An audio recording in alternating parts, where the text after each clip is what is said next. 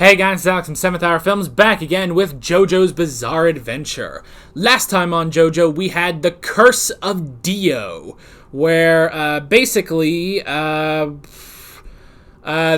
were able to get the vampiric parasite out of Kakyoin's brain, and Jotaro was actually able to do that along with the help of his stand, which now has been named Star Platinum, and they got it out without killing Kakyoin, and then Joseph uses Hamon on it. Yay, Hamon.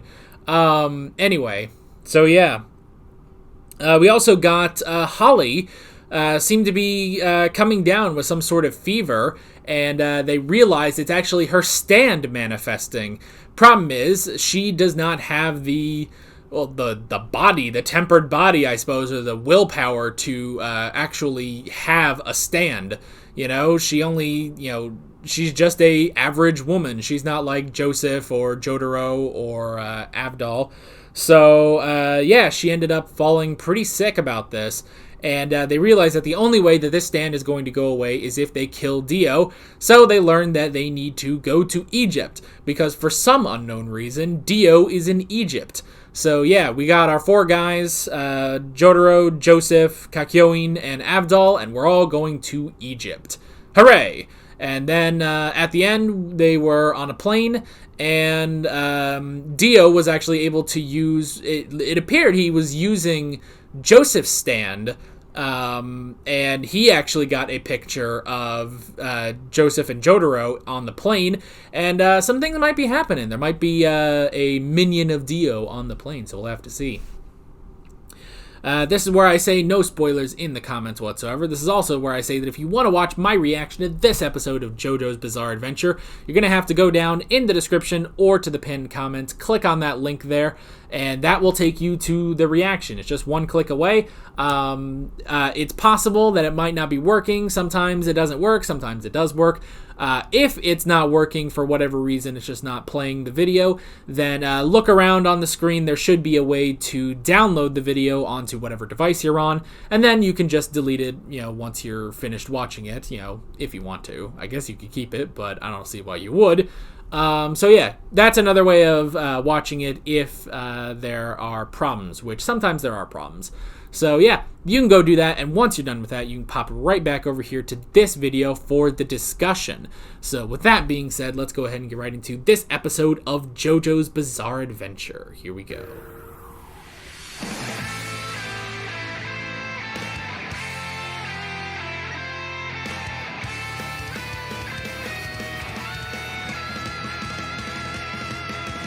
Alrighty, episode 4. Done. That was pretty cool. Man, I gotta say I still love Joseph the most, But the thing is, it's because we've already had, an entire part with just him. So, man. I also love that they do bring up this is his third plane crash. Man. I mean, he does kind of know how to fly a plane. Now, he said he really only knows prop planes. Now, I don't really know what that means. He flew an actual plane, He flew a German plane when he got away from cars, so I don't know. But that is pretty amazing. I love Joseph the most, but he's Joseph, It's like I already have so much with Joseph that I'm not getting enough with Jotaro. So, anyway. But yeah, that is that. Again, as I kind of said, I think I've left this. This should still be in the reaction. I hope I actually said this. But the whole thing with our new person that... this new person with a silver chariot... I get the feeling he's going to be sort of like Kakyoin, because he's in the intro. Like, when we show our gang, we see Joseph, Jotaro, Avdol, Kakyoin, and this guy, this, Von Stroheim-looking motherfucker. And we also see him at the end. We see him in the ending, so, I think we've got another Kakyoin situation on our hands. Or maybe he's not even like, maybe he's not even being controlled, or he actually, is loyal to Dio or anything. Might actually be interesting if he's just doing this to test them, basically. That would be kind of cool. So, but yeah, that is an interesting development we got there. So yeah, good episode. Really did like this. Again, a lot of good Joseph moments, A lot of good Joseph moments. I love it. I just love Joseph, And they really do nail his personality. It's still him, So that's pretty great. But yeah, let's see. So we got the Stag Beetle, Tower of Grey, which is interesting. So yeah, very interesting stand. I like that it's a bit more like, it's smaller. It can get bigger, but... Oh god, excuse me. But it is... It can be smaller, and a bit more precise, which is actually pretty cool. Because, yeah, that's the thing, with these stands, we've had... Magician's Red and Star Platinum, and they're more, the big, sort of brawlers. And then we also got Hierophant Green, who is, he is good with a fight, and he's also still, around the same size, but he has just a different fighting style. And then Joseph doesn't even, bring a guy out. He still goes in there and, gets his hands dirty, So it's so Joseph is really the only one who it's this is a very different kind of stand to the others, where they just sort of have different fighting styles, but they're all, these big ghost dudes that show up, big spirit guys that show up and fight. So, so I like seeing another stand that's actually, can be a lot smaller and a bit more precise and deadly. So I like that. So yeah, and it made for a really interesting fight. And I like they also say that, he is so much faster than even Star Platinum, who is an incredibly fast, powerful stand, So I like that. Yeah. They wrote down Massacre, which was interesting. I like the backstory that Abdal gives, where it's oh yeah, this guy, there's so many tragic accidents, but I know that this is a stand user. So that was actually pretty cool, I really did like that, how they recognized it. So yeah. Then we had the Trap, which was pretty good, because that was the thing I was thinking is, okay, well, first off, I thought it was the pilot that was actually the stand user, but it wasn't. It was just, one of the passengers. But I thought it might actually be one of the pilots, because it kind of sounded like it was the voice was coming over the intercom, so I just kind of figured that it would be a pilot, but it wasn't.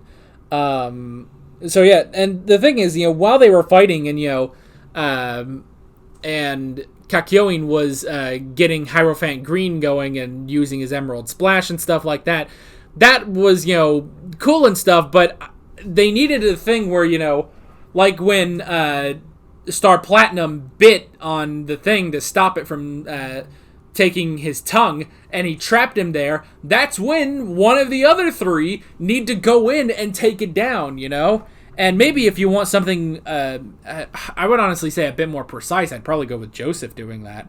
But just any of them should have done that, And I also like they do explain, it wouldn't be good, with us being on a plane for Jotaro, for Star Platinum or Magician's Red to be fighting, because they could destroy the plane basically. So I like that they use Hierophant Green's more stealthy, subdued approach to fighting. I like that they use that to its advantage, and then yeah, Kakyoin just lays a trap, while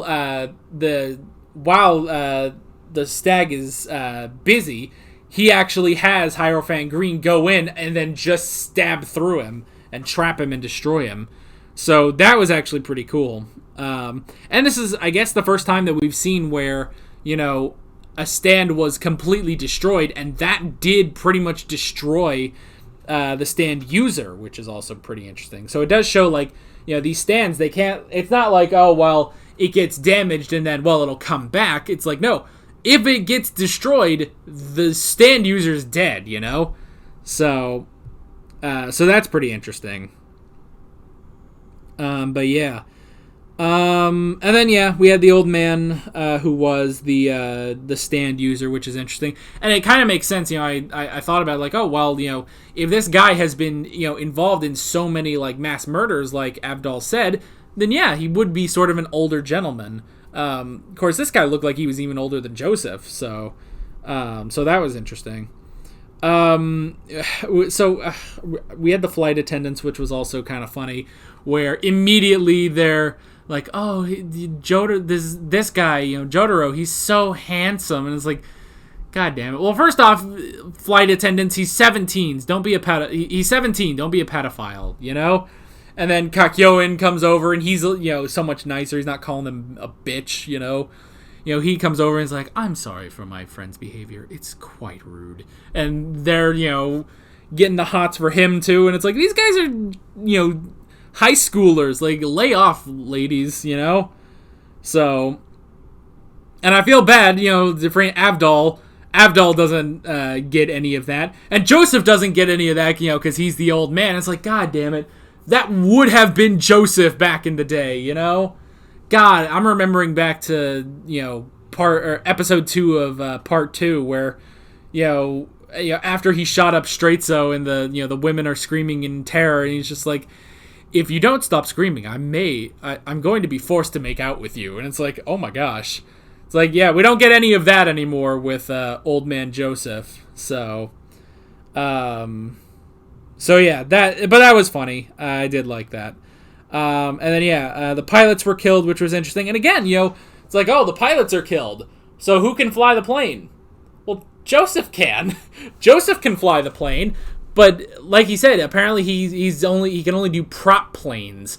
Whatever the hell that means, It's like, well, dude, you flew a German plane, You flew a German plane when you were escaping cars. So it's like, I don't know. But still, it was pretty cool. And then, I do like him saying, it's like, this will be the third plane crash I've ever been in, Because, he had, when he was, like, younger, he was in the plane crash where they were trying to take Speedwagon hostage. And then he was in the plane crash when, him and von Stroheim were trying to take out cars. And now we have a plane crash here. So, that's funny. I really do like that. And then, they do sort of skip over, they just cut and it's already on the water, but whatever, it's fine. And then they ended up in Hong Kong. They really were not on that plane very long, honestly, like, because Hong Kong, I mean, I guess it is a distance from Japan, but still, it's not that much of a distance. They made it to Hong Kong, at least. And Joseph has gotten a boat, basically, so that they can proceed to Egypt. That was interesting. So we're going to take a new route, which is going to Egypt by boat. And I like that they are all in agreement on that. The only thing is, like, because you really do have to swing around, as they showed it. Like, you have to get down past, like Vietnam and, get past, I think, Malaysia, I believe, is... I'm trying to remember every country that's there. But I definitely know Vietnam, that's sort of on that coast as you go by. So you have to go all the way down there and, finagle your way through the islands until eventually you get past. Then you have to go past India and get all the way there. Then you can go up... I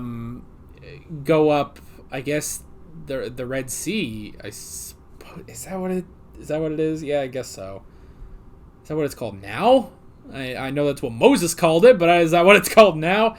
Clearly, my geography needs some work, but yeah, I had to take a couple geography courses in college, and let me tell you, as a history guy, there is nothing more boring than a geography class. Like, seriously, it is one of the worst things that a history major can take, other than, like, math or science, you know? But those are completely different, you know? Those are their own thing.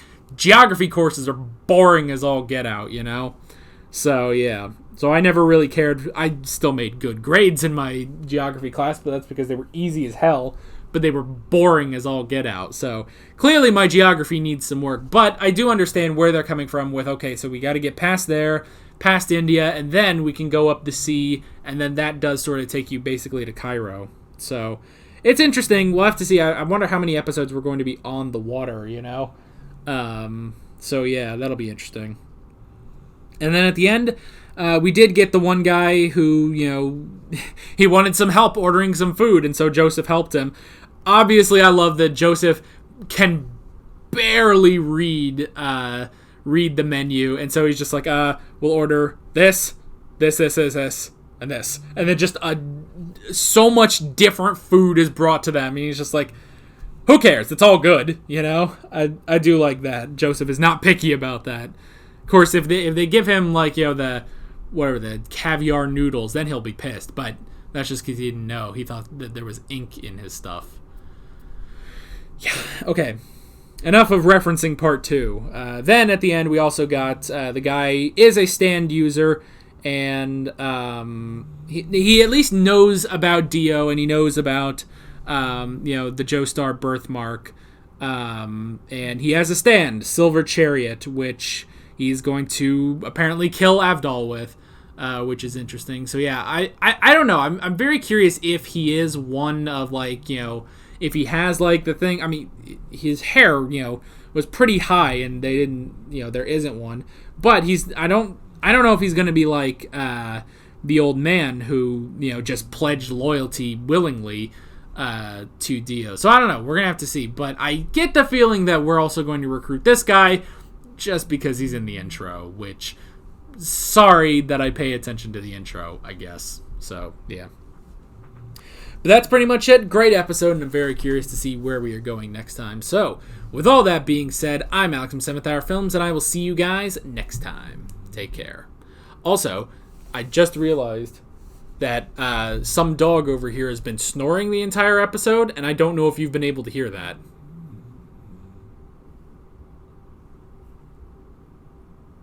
Maybe not, but I just now... well, okay, maybe if I didn't hear it, maybe y'all didn't hear it, but he has definitely been snoring this whole time. Anyway, see you guys later.